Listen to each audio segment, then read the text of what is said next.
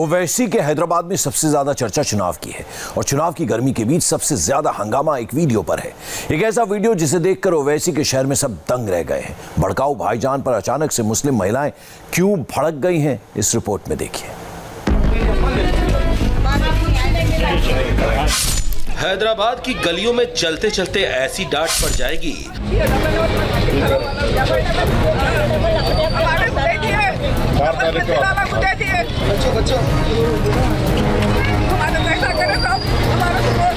भाईजान को उम्मीद नहीं थी, क्योंकि इन्हीं गलियों, इन्हीं रास्तों और यही लोग ओवैसी की ताकत थे और वो नाराज हैं। हैदराबाद में छोटा चुनाव है, इसलिए ओवैसी को बड़ा तनाव है। लीडर उनके घरों को पहुंचे पैसे उनके खानदान वालों को दिए, हमारे लोगों को नहीं दिया। हम भी 1 रुपया नहीं मिला, मेरे किसी की मदद नहीं मिली। मेरे घर में ना छोटा ना बड़ा, मैं अकेली औरत नौकरियां छोड़ के घर में बैठी, पूरा पड़ा सा पानी अंदर जाके 2 बजे तक बच्चियां उठा लेते फेंके पानी, 1 रुपया नहीं दिया। दिन हो या रात, हैदराबाद में सिर्फ चुनाव की बात हो रही है। ओवैसी ब्रदर्स गलियों में उतर आए हैं, रैलियां कर रहे हैं। मजलिस और मुखालिफीन मजलिस में एक बहुत बड़ा फर्क है। मुखालिफीन मजलिस उस वक्त बारिश की गवाही देते हैं जब बारिश की बूंदें उनके जिस्म को भिगोती हैं, लेकिन मजलिस हवा में बू सूंघ कर कहती है कि बारिश होने वाली। यही हुआ हर मामले में ताईद, इसमें बीजेपी की ताईद, उसमें बीजेपी की ताईद। हैदराबाद निकाय चुनाव नाक का सवाल बन गया है। ऐसा क्यों है, पहले उसकी वजह जान लीजिए। वजह नंबर 1, इस बार ओवैसी अकेले दम पर चुनाव लड़ रहे हैं। वजह नंबर 2, टीआरएस ने सभी 150 सीटों पर चुनाव लड़ने का फैसला किया है। वजह नंबर 3, ओवैसी को चुनाव में ध्रुवीकरण की बड़ी आशंका है। वजह नंबर 4, बीजेपी ने बड़े बड़े नेताओं को प्रचार में उतार दिया है। वजह नंबर 5, अब तक single digit BJP double digit का दावा कर रही है। वजह नंबर 6, निकाय चुनाव नाक का सवाल, इसलिए ओवैसी ने पूरी ताकत झोंक दी है। ये जितनी आशंकाएं और सवाल हैं, इसका जिक्र ओवैसी अपने चुनाव प्रचार में भी कर रहे हैं। पहले वो सुनिए। अच्छा, बीजेपी वाले वो निकाले इलेक्शन मैनिफेस्टो, उस इलेक्शन मैनिफेस्टो में तो मजा आ गया। कैसा मजा आया? मोदी की फोटो नहीं है, दूल्हे भाई की फोटो है। अब बताओ आप, हैदराबाद के 150 सीट है, मगर फोटो किसकी 109 वैसे की, और वो भी कैसी, टोपी पहन के दाढ़ी की फोटो। आ गए नहीं आ गए बोलो आप देखो, आप ये मजलिस की ताकत है। यानी इनको हमारी फोटो लगाना पड़ रहा, मोदी की फोटो पे वोट नहीं मांग रहे बीजेपी वाले, ओवैसी की फोटो दिखा रहे। अरे भाई साहब, इतनी बड़ी तादाद में हमारे हिंदू भाई, दलित भाई, ओबीसी से ताल्लुक रखने वाले मजलिस में शामिल हो रहे, आप ये समझ रहे ओवैसी की फोटो दिखाएंगे तो नहीं बोलता अब वाह क्या हैंडसम है रे, बोलते ना, हर आदमी अपने आप को हैंडसम बोलता, मैं भी बोल सकता हूँ। मैं तो मेरी अम्मा है, फिर घर में हमारे और एक है, उन्हें बोलेंगे तुम क्यों नहीं बोले, तो बोलना पड़ता, मगर देख के बोलेंगे अरे वाह इन्हें अच्छा ही दिख रहा, इन्हें गुड लुकिंग, नॉट बैड, और हो सकता है कि फोटो पे भी वोट मिल जाए इंशाअल्लाह होता है। तो ये इलेक्शन को एक तमाशा बना के रख दिए, एक तमाशा बना के रख दिए, ये नहीं वो नहीं, अरे बल्दिया का इलेक्शन है। हैदराबाद निकाय चुनाव यानी जीएचएमसी का चुनाव इतना इंटरेस्टिंग क्यों हो गया है, उसे जानने के लिए पहले हैदराबाद निकाय चुनाव का पूरा सियासी गणित और समीकरण को समझना होगा। हैदराबाद निकाय चुनाव जीएचएमसी में कुल 150 सीटें हैं। पुराने हैदराबाद में ओवैसी की मजलिस का दबदबा है। हैदराबाद के पुराने शहर की 60 सीटों पर ओवैसी ने अपने उम्मीदवार उतारे हैं। पिछले चुनाव में टीआरएस ने 99 सीटें जीती।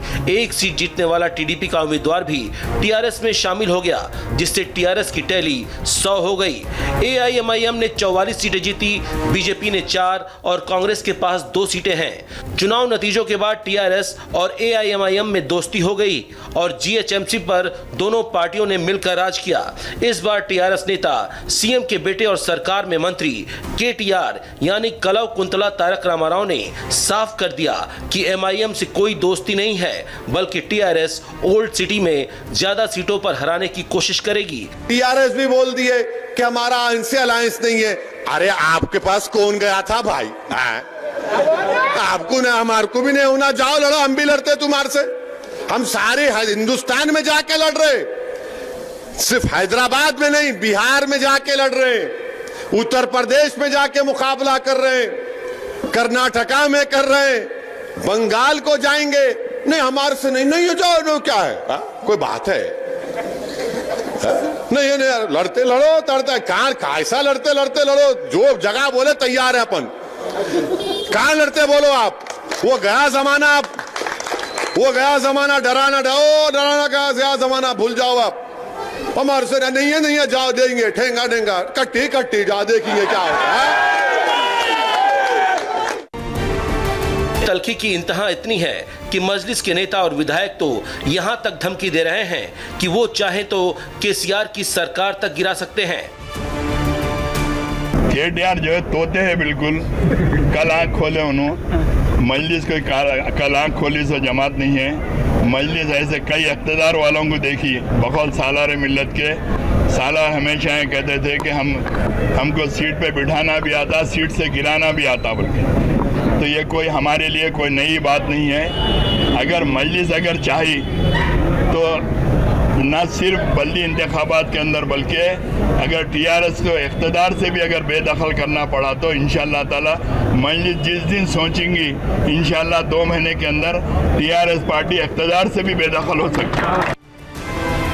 उधर टीआरएस की तरफ से नगर निकाय चुनाव की जिम्मेदारी केटीआर ने संभाल ली है, जिनका दावा है कि इस बार पुराने हैदराबाद में घुसकर ओवैसी को मात देंगे। लेकिन सवाल ये है कि अब तक जिन लोगों ने साथ मिलकर नगर निकाय पर राज किया, वो एक दूसरे के खिलाफ इतने हमलावर क्यों हैं?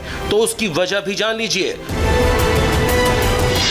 ओवैसी चाहते हैं कि चुनाव एआईएमआईएम बनाम टीआरएस हो जाए, जबकि बीजेपी चाहती है क्योंकि एआईएमआईएम और टीआरएस एक साथ ही रहे हैं, इसलिए चुनाव बीजेपी वर्सेस ऑल हो जाए, मतलब वोट का जबरदस्त ध्रुवीकरण हो जाएगा।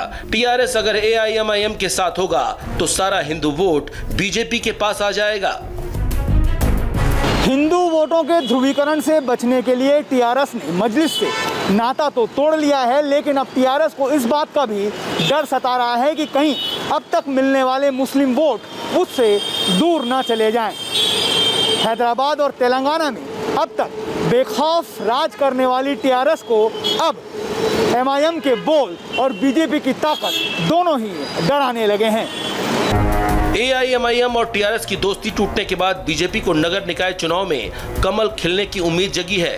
पहली बार हैदराबाद प्रयोगशाला बना है और सिंगल डिजिट से डबल डिजिट का प्लान तैयार कर लिया है, जिसका अंदाजा आप इस बात से लगा सकते हैं कि निकाय चुनाव के लिए बीजेपी ने पूरे स्टार प्रचारक उतार दिए हैं, जिसमें केंद्रीय मंत्री प्रकाश जावड़ेकर, स्मृति ईरानी, महाराष्ट्र के पूर्व सीएम देवेंद्र फडणवीस, दिल्ली से बीजेपी सांसद और पूर्व क्रिकेटर गौतम गंभीर, साइना नेहवाल, कांग्रेस से बीजेपी में शामिल होने वाली खुशबू सुंदर और सांसद साध्वी निरंजन ज्योति को चुनाव प्रचार में उतारा है। बीजेपी अच्छी तरह से जानती है कि टीआरएस और ओवैसी को अगर शिकस्त देनी है तो हिट फार्मूले के साथ साथ कुछ नया करना होगा, ताकि ओवैसी और टीआरएस दोनों के किले को ध्वस्त किया जा सके। Every single vigilant Bharatiya must stand up and fight against this divisive menace, communal politics of Owaisi brothers. Telangana, unfortunately, KCR never comes out of his farmhouse. Today, the fight in Telangana is between Narendra Modi ji's good governance and KCR's farmhouse governance.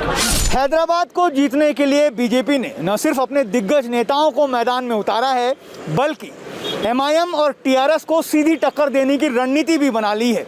BJP ने साफ कर दिया है कि ये चुनाव देशभक्त versus देशद्रोही है। साथ ही मजलिस पर ये गंभीर आरोप भी लगे हैं कि पार्टी ने ओल्ड सिटी में रोहिंग्या मुसलमानों को पनाह दी है। जाहिर है असदुद्दीन ओवैसी के लिए ये चुनाव किसी अग्नि परीक्षा से कम नहीं है, क्योंकि पार्टी बिहार के चुनावी नतीजों से उत्साहित है। अपने गढ़ हैदराबाद को अगर पार्टी और मजबूत कर पाती है तो इसका फ़ायदा बंगाल के चुनाव में उठाया जा सकता है।